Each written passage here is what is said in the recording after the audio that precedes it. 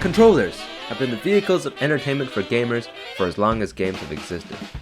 In these few passing moments, I'll try to show its history, its future, and maybe some secret leaked, never before seen footage of what might come.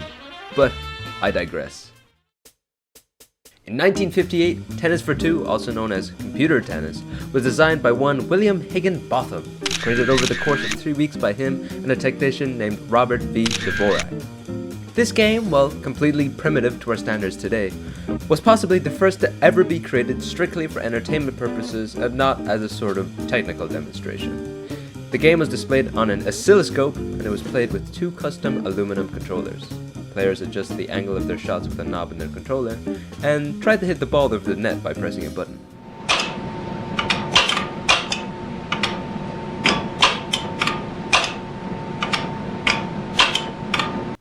Riveting.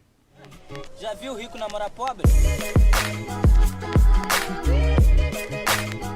Now, a dial along with a singular button doesn't really incite epic gaming goated competitive edge, although it was apparently quite popular with high school students. In this brief lightning round section, I'll show you the various forms controllers have taken over the decades. The company Atari pioneered the home console genre of gaming, previously only played on arcade machines. With that came a multitude of consoles and controllers. You had the Atari's 2600, 5200, 7800, you had the Atari Jaguar CD, the Lynx, and the XEGS, with all controllers looking like this, with the 2600 originally starting with just a singular joystick and a singular button, evolving all the way up to this. Interesting. Sega followed suit with their own family of home consoles. The SG-1000, the Master System, the Mega Drive, the Sega Genesis, Game Gear, Sega CD32X, Sega Saturn, and the Dreamcast, with all controllers looking like this, with a certain trend towards a particular design, but we'll get to that later. PlayStation had the innovative naming system of PlayStation, PS1, PlayStations 2 through 5. Xbox, although having a convoluted naming system, had pretty similar controllers all throughout their lifespan, with the exclusion of the Xbox Fat controller.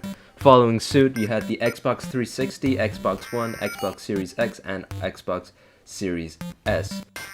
Out of all of these video game companies, one sticks out with its unique and innovative approach on game controllers. This company is Nintendo.